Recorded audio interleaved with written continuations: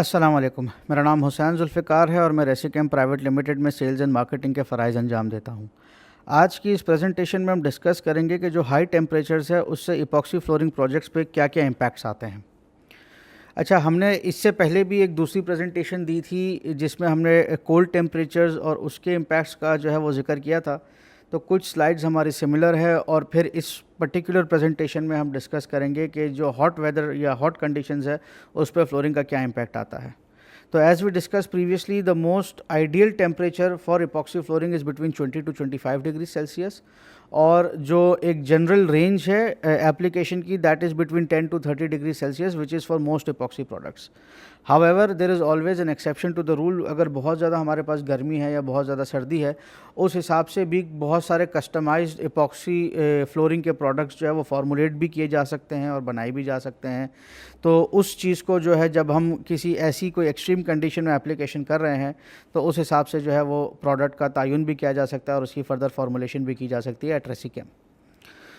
अच्छा, जैसे हमने पहले भी डिस्कस किया था, when we talk about temperatures we are talking both about room temperatures and surface temperatures. Ideally अगर दोनों मिलते जुलते हों तो बेहतर रहता है, which is between 20 to 25 degree Celsius. लेकिन normally if the surface temperature is too high, this will also impact the workability, the flow and the finishing and everything and the properties of the epoxy floor itself. जब हम pot life की बात करते हैं तो जब बहुत ज़्यादा एक्सेसिव हीट होती है तो पॉट लाइफ जो है वो कम होती है और ओपन टाइम या हमारा जो वर्किंग टाइम होता है वो कम होता है, जिसकी वजह से हमारा रिकोट टाइम भी जो है वो इफ़ेक्ट होता है। इसका मतलब ये हुआ कि curing time and pot life, both of these things will reduce. So floors will cure quicker, यानी जल्दी सख्त होंगे अंडर वार्म टेम्परेचर्स, जिसकी मतलब है कि जो प्रोजेक्ट की कंप्लीशन का टाइम है वो तो ज़रूर कम होगा, लेकिन ज़ाहिर है जब हमारे पास वर्केबिलिटी का टाइम कम होता है तो हमारे पास जो फ्लोर फिनिशिंग का जो टाइम है वो भी रिड्यूस होता है। तो हमें थोड़ा सा इपॉक्सी फ्लोर डालते वक्त अगर टेम्परेचर ज़्यादा है तो थोड़ा काम जल्दी जल्दी करना पड़ता है। इसी तरीके से थिक्सोट्रॉपी एंड लेवलिंग, ज़ाहिर है जब टेम्परेचर बढ़ेगा तो इपॉक्सी फ्लोरिंग की जो विस्कोसिटी है वो बहुत पतली हो जाती है, जिसकी वजह से फ़्लो तो बहुत अच्छा होता है। लेकिन जब टेम्परेचर बढ़ जाता है तो as I said the working times जो है वो बिकम्स लेस। एक इसमें हम सेफ्टी की जो है वो राय देते हैं कि कुछ इपॉक्सी फ्लोरिंग्स या कुछ इपॉक्सी के मटेरियल्स ऐसे होते हैं जिनमें सॉल्वेंट्स होते हैं, जिसकी वजह से जो है बहुत ज़्यादा जो है नौजिया क्रिएट हो सकता है, बेहोशी की हालत हो सकती है। नौजिया यानी वॉमिटिंग, और जब बहुत ज़्यादा सॉल्वेंट हम अगर गलती से इनहेल कर ले तो बहुत ज़्यादा डिजीनेस हो सकती है। इसीलिए हम कहते हैं कि अगर बहुत ज़्यादा हाई टेम्परेचर है, even in general safety mask और इक्विपमेंट्स जो है अगर हम साइड पे पहने तो हमारी जो है वो बेहतर है बेसिकली।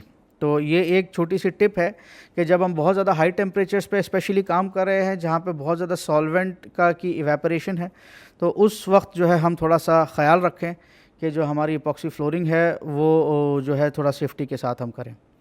एक और टिप है कि भाई चूँकि अब हमारे पास वर्किंग टाइम बहुत कम होता है, ज़ाहिर है, तो एक प्रेप टॉप काम होने से पहले सबको उनके प्रॉपर तरीके से रोल्स असाइन कर दिए जाए, ताकि मटेरियल को प्रॉपर तरीके से मिक्स करके फ्लोर पे प्रॉपर तरीके से, of course the surface needs to be prepared, और उस पर प्राइमर होना चाहिए वगैरह वगैरह। ये हम हमारी अगेन पिछली प्रेजेंटेशंस में भी कवर कर चुके हैं। लेकिन जब स्पेशली टेम्परेचर ज़्यादा होता है और इपॉक्सी जल्दी सूख रही होती है तो एक प्रेप टॉक होकर हर बंदे को उसका एक प्रॉपर तरीके से रोल असाइन कर दिया जाए, क्योंकि इपॉक्सी जो है वो जल्दी सूखेगी तो वो फटाफट जो है ले हो सके। ज़ाहिर है गर्म टेम्परेचर में स्वेटिंग बहुत ज़्यादा होती है, और हमने जैसे हमारी पुरानी वीडियोस में भी जो है इसका जिक्र किया था कि जो मॉइस्चर होता है उससे इपॉक्सी की फिनिशिंग और प्रॉपर्टीज़ में फ़र्क आता है। तो जब लोगों को पसीना आएगा और वो पसीना इपॉक्सी ले किए हुए फ्रेश इपॉक्सी फ्लोर पे गिरेगा तो उससे भी इपॉक्सी की जो अपीयरेंस है वो ख़राब होगी। So we, as I said, it is also written in the slide that we also need to be very careful about sweating. So now, as always, let's discuss a little bit about our products. So we have a variety of crack fillers available. ये हम in depth में इन तमाम तर products को हमारी पिछली presentations में भी cover कर चुके हैं। क्रैक फिलर्स के साथ साथ हमारे पास प्राइमर्स की भी एक वसी रेंज है जो कंक्रीट और मेटल पे दोनों सरफेसेस पे, और even if there is any other substrate wherever the primer is required they can be used. Then we have mid coats. These are usually pure epoxy based 3-component epoxy materials which can be used to develop the thickness of the epoxy flooring systems where cementitious materials cannot be used. उसके बाद हमारे पास मुख्तलिफ cementitious repairing materials आता है जिसमें हमारे पास repairing और levelling के मटीरियल्स भी आते हैं जिसमें हमारे पास मुख्तलिफ थिकनेसेस पे सेल्फ लेवलिंग स्क्रीड्स, नॉन श्रिंक ग्राउट्स और अगर हमें प्राइमर की ज़रूरत पड़े सेल्फ लेवलिंग इपॉक्सी के लिए तो इसमें हम इस्तेमाल कर सकते हैं. Further we also have a lot of 2-component coatings जिसमें हमारे पास anti static, clear coats, chemical resistant coatings वगैरह भी मौजूद हैं. इसमें कुछ इकोनॉमिकल ग्रेड्स भी है, कुछ हाई ग्लॉस ग्रेड्स भी हैं, इसमें हमारे पास कुछ केमिकल रेजिस्टेंट ग्रेड्स भी हैं. इसी तरीके से हमारे पास 3-component इपॉक्सी के भी मुख्तलिफ ग्रेड्स हैं जहाँ पे हमें 1 सिंगल गो में 2 mm 3 mm अगर high build epoxy with some fillers and some economy अगर हमें इपॉक्सी फ्लोरिंग ले करनी होती है. Again we pride ourselves at Resichem at providing solvent free इपॉक्सीज़.